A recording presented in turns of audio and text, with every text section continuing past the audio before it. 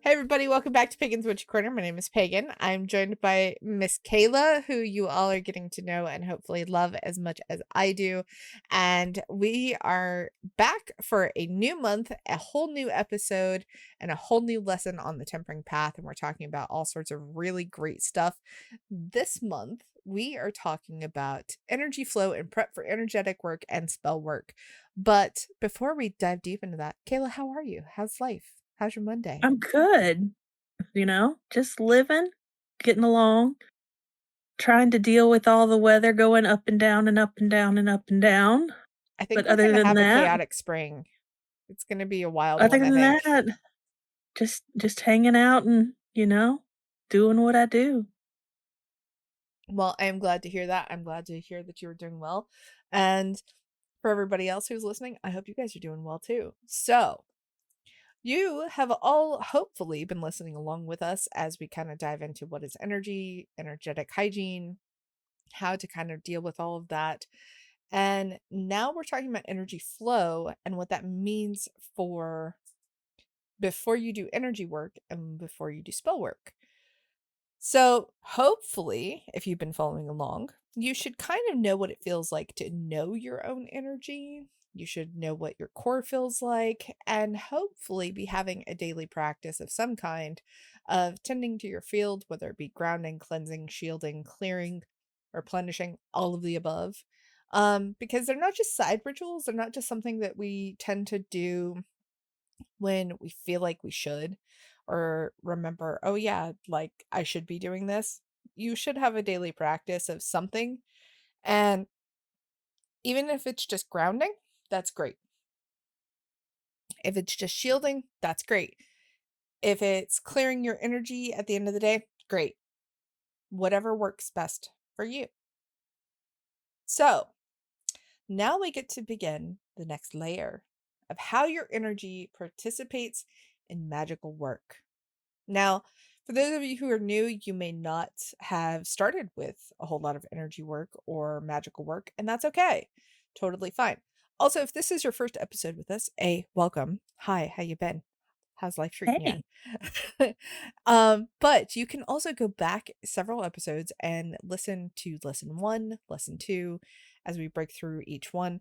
That's uh several months now. Gosh, we're in March. Yeah. It's the third month of the year.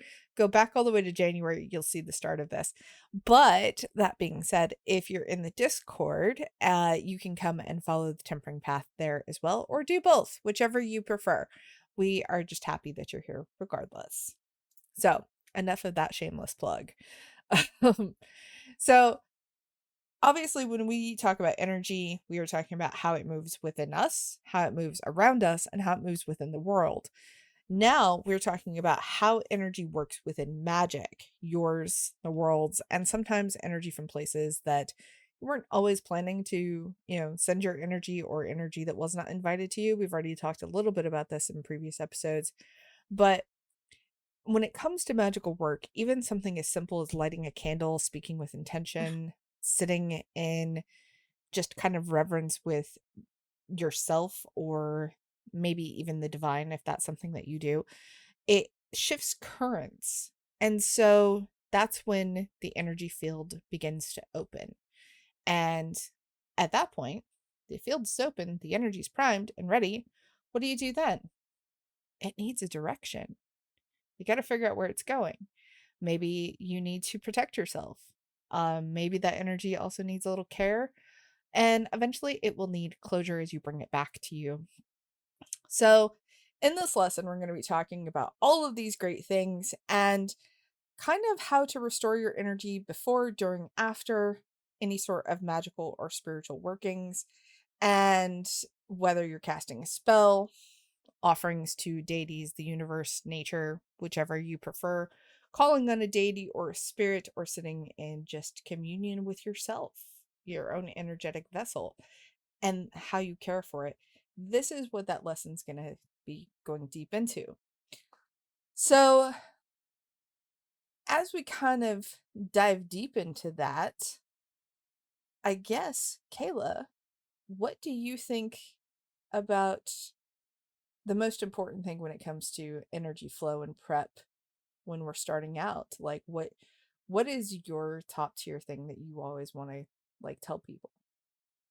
My top tier is to be grounded, be know what you wanna do first. First and foremost, know what you wanna do.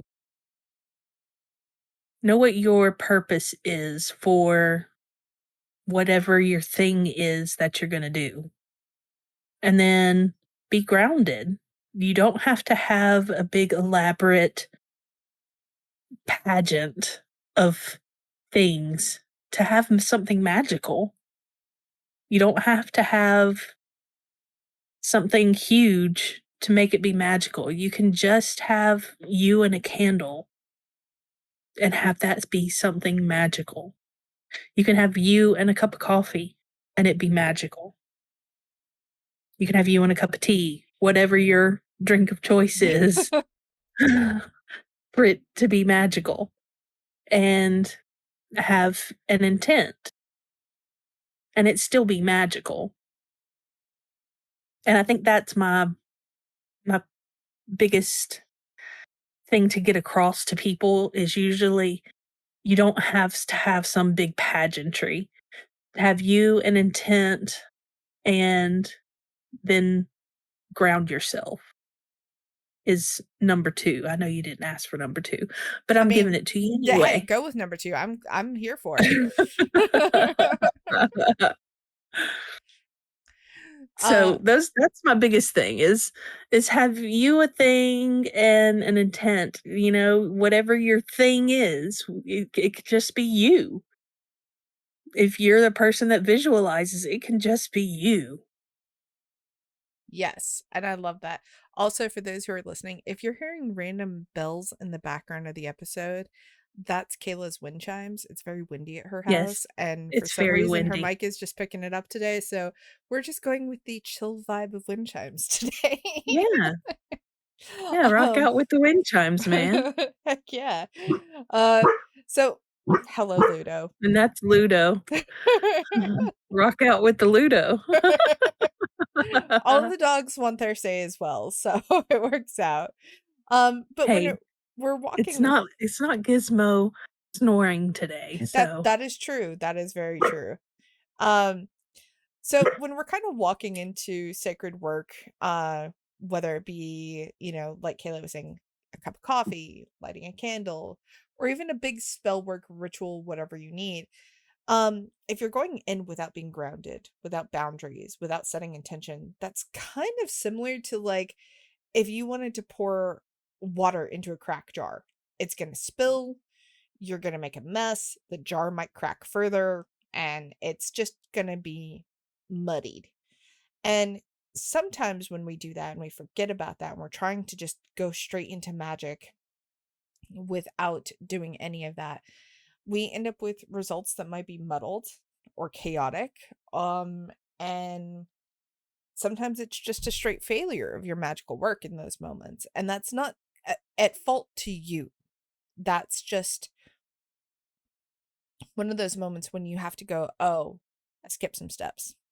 And that's okay. We skip steps sometimes. We forget. We get caught up in the moment, that excited puppy energy.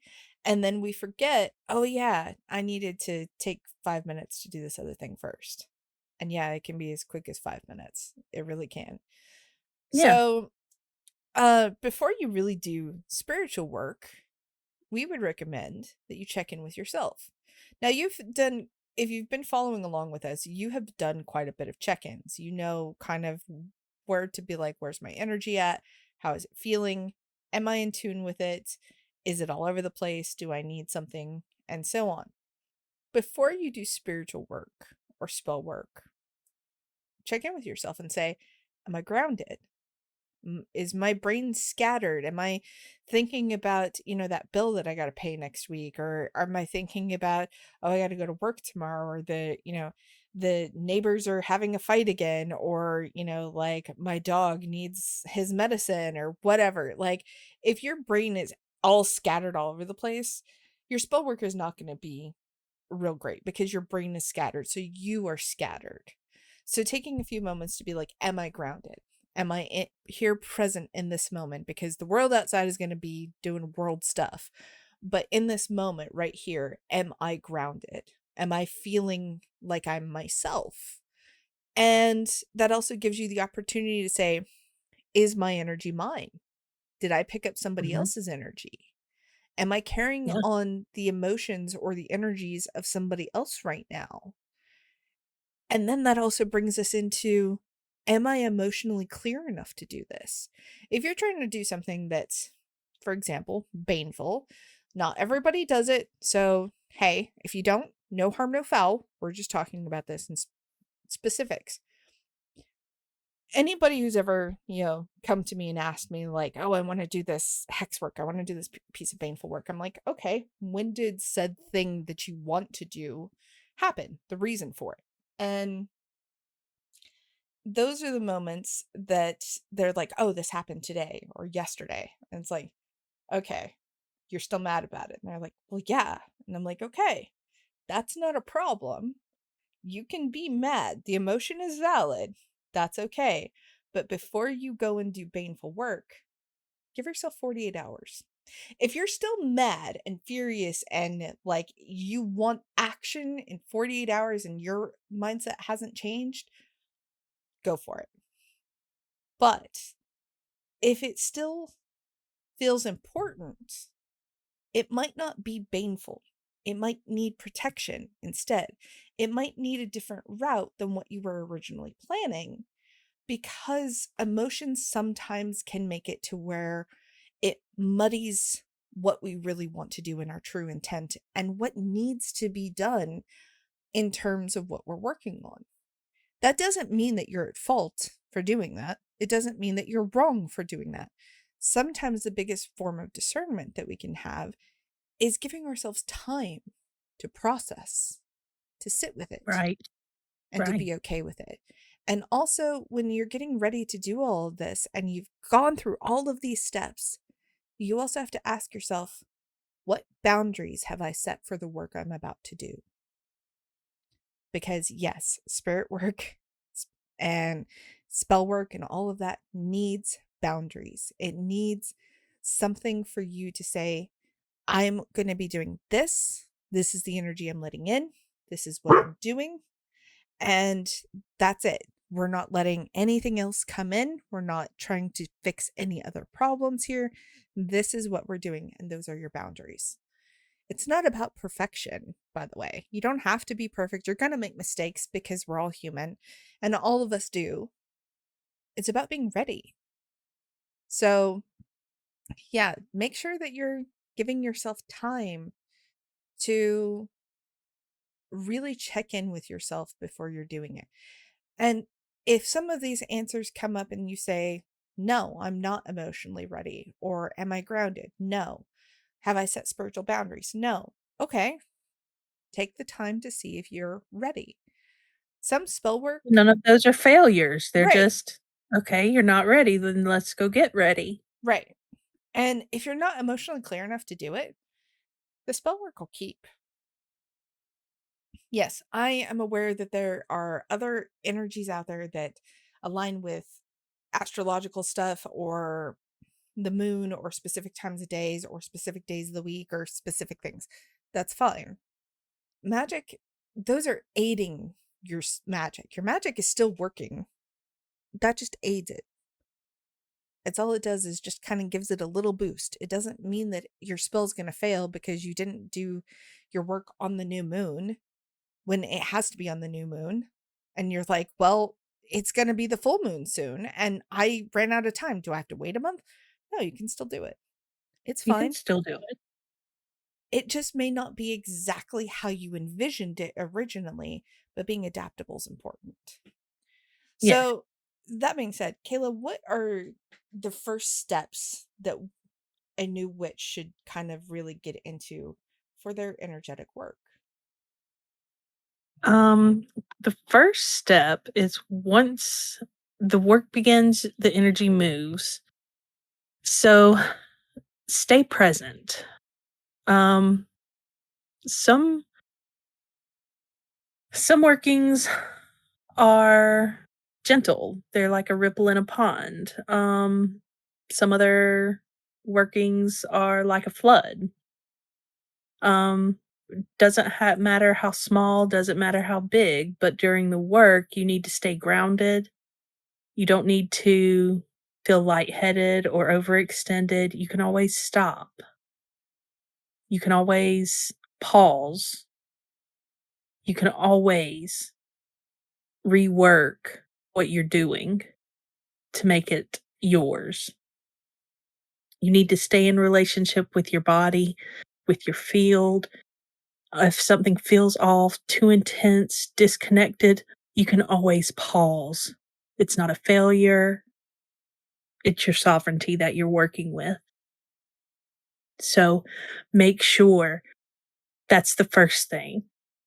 You can hold talismans, you can breathe a certain way, you can anchor yourself, whatever it takes for you to come back to that moment of grounding, to be in your body and be in yourself and come back to that moment of, okay, I'm ready. That's what you need to be prepared to work and then go back into the work. Mhm. And if your energy is telling you no, listen to it, you know? And consent doesn't end when the circle is cast. If the energy is saying no, listen to it. If it doesn't feel right, if it doesn't feel okay, then it's not the right time to do that work. It's not the right time. Exactly. And that's okay. And that's not a failure. It's not a failure of you. It's not a failure of your spell work. It's not a failure of your preparations. You know, it's always an option to stop spell work if one of any of these pieces doesn't feel right. Mhm. I can't tell you how many spells I have paused or been like, I need to take a breath. I feel like something's off here. And basically told the spell or deity or whoever I was working with or whatever I was doing, give me 24 hours, I'll be back. Or, I started a spell too late and my spell was like, hey, this candle needs to burn down, even if it's a tea light. I use tea lights because I'm impatient. Um, and so there's been times where I started it too late or it was just burning really slowly. And it's like, I have to go to bed. I cannot leave this lit overnight. That's bad candle safety. And so, yes, I will absolutely blow out the candle and be like, I will relight this tomorrow when I have time to monitor it and actually keep safe. Does my spell fail because of it? No, No. no. I've never had a spell that I paused fail because I paused it. I've had spells fail for other reasons, but fail because I paused it? No, no, absolutely not. Energy understands moments of kind of like Humanity. humanity. And, think of energy kind of like a river. Sometimes water is flowing very rapidly and really great and everything's working exactly the way it's supposed to. And then other times it's all the way down to a trickle because something is slowing it down and making it be calm and paused, so to speak, Mhm. for a moment. That's your energy when you have to take a pause. It's not that the rapids aren't beautiful and doing everything they're supposed to. Sure, you've just hit a moment where you have to take a pause. Everything slows And down a there's little nothing bit. saying that the river is not gonna be a full cascading river tomorrow. Right. So, That's all it is. It's just a pause for now. It's just yes. that simple. And there's nothing wrong with that. Like I said, as somebody who's also chronically ill, I will tell you that I have prepared really big rituals, done all the things I'm supposed to do, get right in the middle of it, and then my energy tank and crash out. and that's my physical energy, by the way, where I get hit with a wall of fatigue, I get hit with pain, I get hit with something else, and it's not the working, it's literally my body, and my body saying, "No, we have to go lay down, we can't continue," and then go, Yeah. "Okay, so here's what we're gonna do. Yes, I am doing this working. This working is going to continue to work even when the candle is not lit, even when I'm not here present in this moment. The working is still building momentum while I'm doing that. When I come back, we will bring out that momentum and release it into whatever manifestation we're trying to come up with, whatever it may be." And that actually can make some of your spells stronger because it's still working even with you not being there.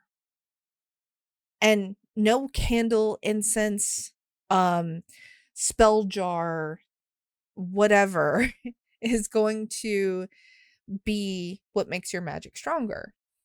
What makes your magic stronger is the intent and the energy you've put into it. And even if you have to do that over several days or you do it all in one go, it doesn't mean it's wrong. So sometimes it works really a lot better if you take your time with it. And other times, if you get it done fast, there's nothing wrong with that either. Sometimes magic is literally going, I have like 2 minutes to get this done. Birthday candle. Okay. Birthday Yes. candle Birthday magic. candle magic. It's a real thing. So you light the birthday candle, you do the thing, you say your words really quickly, you let the birthday candle blow out, safely, of course. And then, ta da, done. Note to self, do not get the birthday candles that instantly relight. No, those are It just. goes bad. Honestly, those I think would just be a cruel gift from Loki. So at that point, you'd just be like, well, every time you relight, you're just making it stronger. So yeah, go ahead. Go for it, man. And have some kind of humor and fun with it. Not saying take away from the sincerity of the practice. You're gonna mess up and you're going to trip over your words. Your candle's not gonna light. Candle may fall over and try to catch your altar on fire, speaking from experience. Hence why I use tea lights now. They're a lot sturdier. um, and having those kinds of things. Statues sometimes get knocked over because we've had earthquakes where my statues just fell over and broke. Stuff happens. And it doesn't mean your magic's incorrect or that you're wrong or that some evil spirit is trying to harbor you and hurt you in some capacity. 99% of the time, it's just dumb bad luck. And it's not bad luck in like a whole way of being cursed. It's just shit No. happens. Yeah. And so what do you do in those moments? Honestly, I laugh because Yeah, because the deities are laughing with you, why not? why not? And it reminds you in those moments that even if you do everything perfect, it can still go wrong. And it reminds you to also have some humility with the work too, because yes, you can still have it all be perfect and everything just goes wrong. I've had Yeah. pillar candles, like regular pillar candles, like the ones that you put on like a table for decor and all that. I've had those explode. Oh my How? gosh. I don't know. Usually it's like an air pocket or something that's inside the wax itself, and then it hits and just everything goes poof. And Yeah, then kablooey. kablooey. Um, and then it leaves a mess everywhere, and it's a problem. And at that point, you just have to laugh and go, "Well, shit. I guess that was just an explosive bit of energy for that spell. Okay, let me clean this up, and we'll try again." And there's nothing wrong with that. No. What you do with the intent, that's where the magic matters. What you do with the energy you put into that, that's where the magic matters. Whether or not your candle's great, whether or not it's all done in one go, whether or not you have all the perfect herbs and all the incense and all the things, those are just tools. They just help you get to the energy faster. They're focal Yeah. points. A candle on its own doesn't have energy. A stone might have some because, earth energies. Same with some herbs. They might have some from the earth energies, but they're not going to go and basically fix your life just because you lit them on fire without your energy No. directing them. And Yes. that's all they do. They just add to it. So you've done the work. You have grounded. You set up for it. You maybe laughed through whatever ritual you were doing or took a pause or whatever. Now it's you finished the work. You've started the cleanup. You've done all the stuff. What do you do in those moments after that? Well, your energy doesn't just stop. It doesn't be like, okay, thanks for that. That was Okay, fun. bye. Bye. Like, that's it. That's not how that works. The field can remain open for a while. It's kind of like a door that has to slowly be closed. And this is where your residue can kind of cling. Your shields might be a little bit weakened. Because there might be other curious energies that are coming and poking at your shields because you're doing magical work. It happens. It doesn't Mhm. mean anything's wrong. It doesn't mean anything is trying to like hurt you in the process. Just some stuff gets curious. And so you might feel a little bit raw or empty, maybe even hyper aware, maybe even a little disoriented, or just kind of you got that buzz, that high after doing the work, so to speak. And this is the part where people sometimes will end up skipping it. And that's where the damage can happen post ritual. Recovery is not optional, recovery is part of your ritual. So Yes. you go in, you ground, you check in with yourself as you're doing it. You make sure your energy's still good as you go through. You do the work.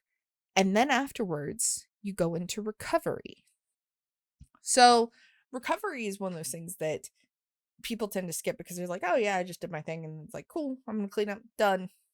And it's like, Been there, done that. Recovery is not optional. no, it is not optional. And even if something poked your shields and your shields aren't broken, you can still have some of that energy sitting on your shield, which could be affecting you. Even though it's blocking most of it from coming through, some of it still bleeds through and it can still affect you. Sometimes energy after a really big ritual is primal and exciting and chaotic. And sometimes there's emotions that come out of that because the body doesn't know how to handle it and it doesn't know what to do with all this energy that's flowing through you that's just so big. And so sometimes it's kind of like for those who are in the kink community, it's like being in subspace and coming down from subspace. It can be a little bit jarring to the system, not because it's wrong, but because there was so much flowing through you in that moment. Our bodies sometimes forget how to handle that and they don't know what to do with all of it. So, taking a few moments after you've done everything, after you've done what you needed to, and cleansing your body, your tools, your space, it's kind of making sure that everything is clean and that you're not going back out into the world or back into your home or whatever to make sure that you know, you're bringing all of that with you. Sometimes, yeah, that high is really great. And trust me, the spiritual high that comes with magical work or spirit work or, deity work or any of those things can be wonderful feeling. It can be very euphoric.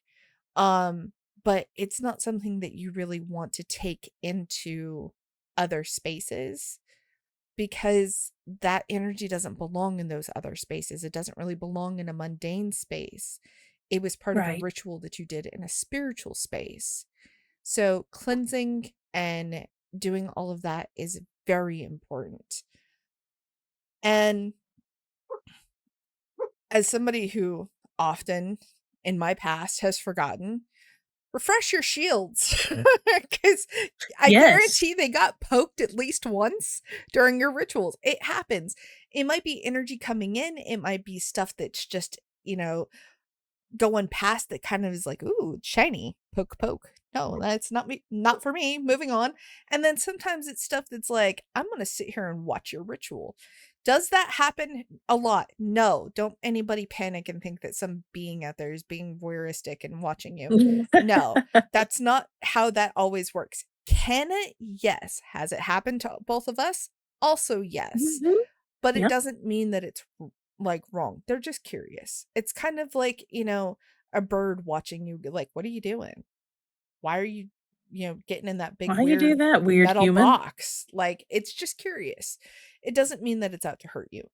But because you've done this work and you've had all this energy flowing and all that, sometimes your field expands a little bit or flexes, and sometimes it can even crack. And it's not that your shields are wrong or broken or any of those things, or that you have done something to make them just weakened. Energy fluctuations do that. It happens. It can happen when you're out in the regular world too. This is part of the reasons why we shield regularly and cleanse regularly, so that way we're not running into those problems. But yeah, your shield might have gotten a little bit damaged during your magical work. So reshielding is important. Reinforcing your edges, making sure that there's no energy stuck to it, and really kind of declaring that, hey, this work is done. My energy is mine.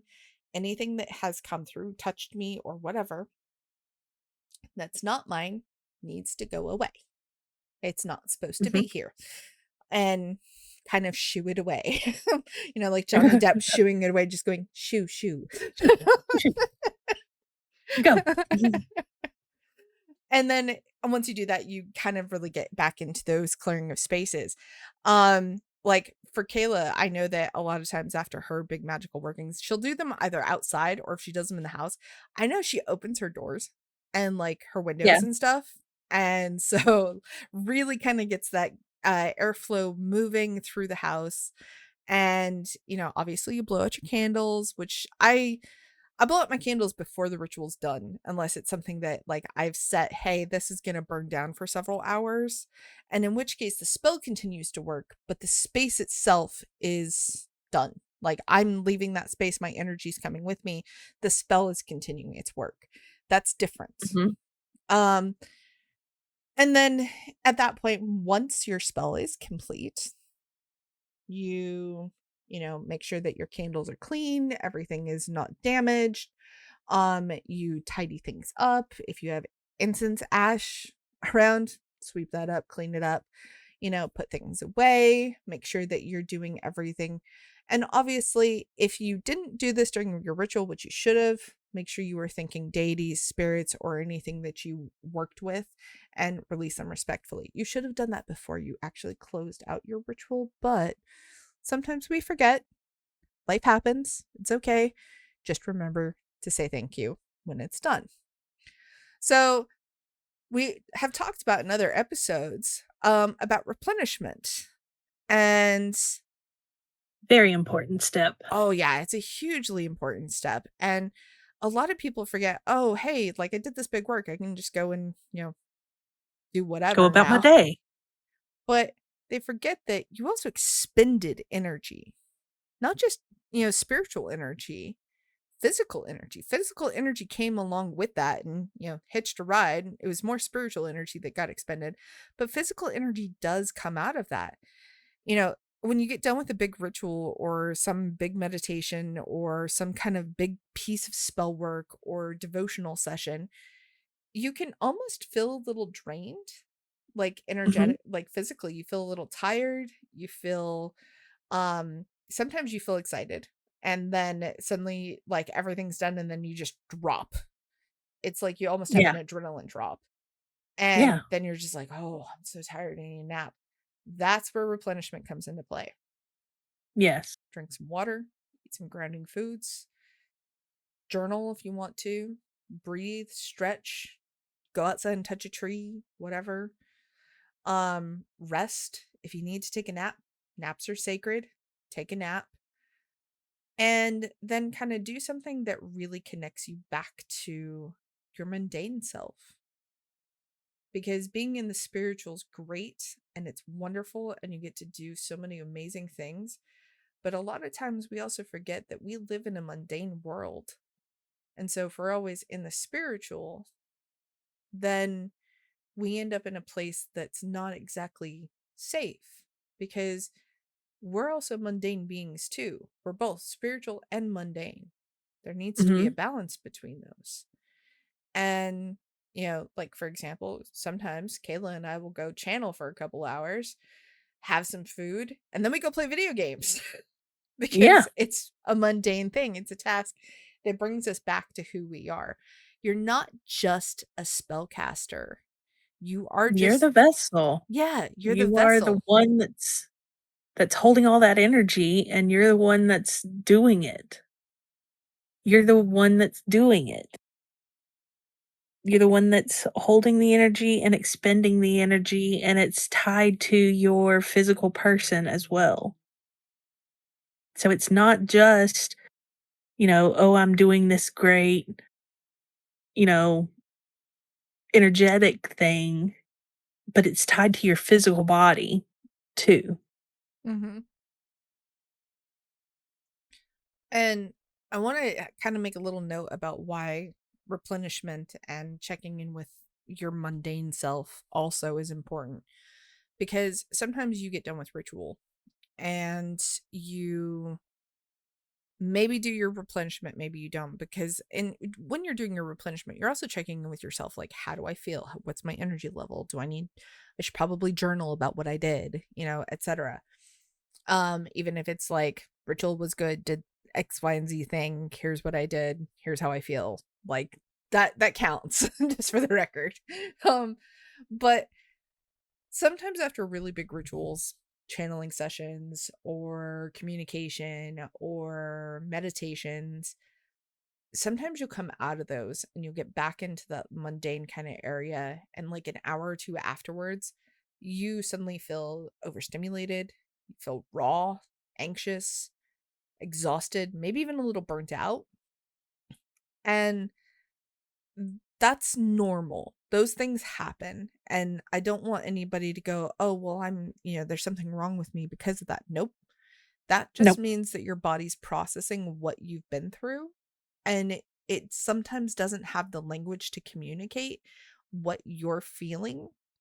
And so it goes with the next closest thing, which might be anxiety or overstimulation, sometimes anger. And it doesn't mean that I'm going to throw out the big, scary things, because we see this on, the interwebs of you're possessed or something's trying to get you. You have a trickster attached to you. The likelihood of that is slim. It happens, but it's slim. It's very, very slim. And you would know probably long before that actually happens. But Mhm. more often than not, it's your body has gone through something amazing, but it doesn't have the language for it. And so it's like, I don't know what I'm feeling. I don't know what this is. What do I do with it? Are we anxious? Maybe. Okay, let's hit that button. Did it fix it? No. Okay. Overstimulated? Maybe. Euphoric? Maybe. Orgasmic? Yes, that can happen. Um, it starts basically pushing all the buttons trying to figure out what this is, because it doesn't understand. And that doesn't mean your body's broken. It doesn't mean you're broken as a person. It doesn't mean that you're mentally fucked up. It just means that your body's trying to process. And so giving yourself that grace afterwards, after a ritual, really is just as much of a replenishing action as, say, drinking water or eating a grounding food, or, breathing or stretching. Giving yourself some grace to be like, I experienced this thing. It was really intense. I don't know how I feel. And Yeah. that's okay. That's really okay. It's part of understanding what has happened. And Mhm. sometimes when we think, oh, yeah, well, I had some grounding food, I'm fine. Maybe, maybe you didn't let your body process enough. And so it's still clinging to that and it doesn't know what to do with it. And you end up almost in the state of like spiritual dehydration because it didn't get enough replenishment. You might have needed a nap to go with that. You might have needed just moments in silence, or a The moment moment to outside, stare at the wall. a moment to stare at the wall, or go outside and stare at a tree, or whatever. You might have needed something else. You might have needed a shower. I know a big thing for me is my part of my replenishment after really big rituals is I need to go take a shower. Not because like I'm dirty or anything or I feel dirty. It's just I need the physical act of like washing things off of me to make me feel secure. And That's just me. That's not everybody else. That's how I work. So, paying attention to your body after any sort of energetic work, spiritual work, spell work, whatever it may be, is really important because your body may not have the language to communicate. And the more you pay attention to your body, the more you'll have an understanding of going, oh, this is what this is. Oh, I'm not actually burnt out. I need a nap. Or I'm not actually anxious. I just had a lot of big emotions and my body's confused. Okay. And so once you kind of start realizing this is what's happening, then you can go, okay, I didn't screw up. I just didn't have language for this. And then you can start acknowledging it and giving yourself the self-care that you need to come out of that state. And then you So can give yourself the language for it. that too, that is very true. So the biggest thing about this lesson is making sure that you are respecting yourself, your energy, the magic you're working with, and taking care of yourself before, during, and after. Because spell work and energetic work is fun. Yes, we love it. That's why we do it. But it also can take a lot out of you as a human vessel. You need to make sure you're taking care of yourself, taking care of your own, physical body temple, so to speak. So that way you can make sure that you're prepared enough for the next ritual, the next piece of spell work, the next big thing that you're planning on doing, or small thing, whatever. But making sure that you're comfortable with that. So, yeah. Do you have any thoughts that you want to share with the class before we call it a day? Um, all of this falls under respect. Respect for yourself, for your energy, for the magic you're doing. So just respect yourself, respect your own sovereignty, and take time to do all of these things. Take time to give yourself the respect you deserve. That's all I've got. I love that.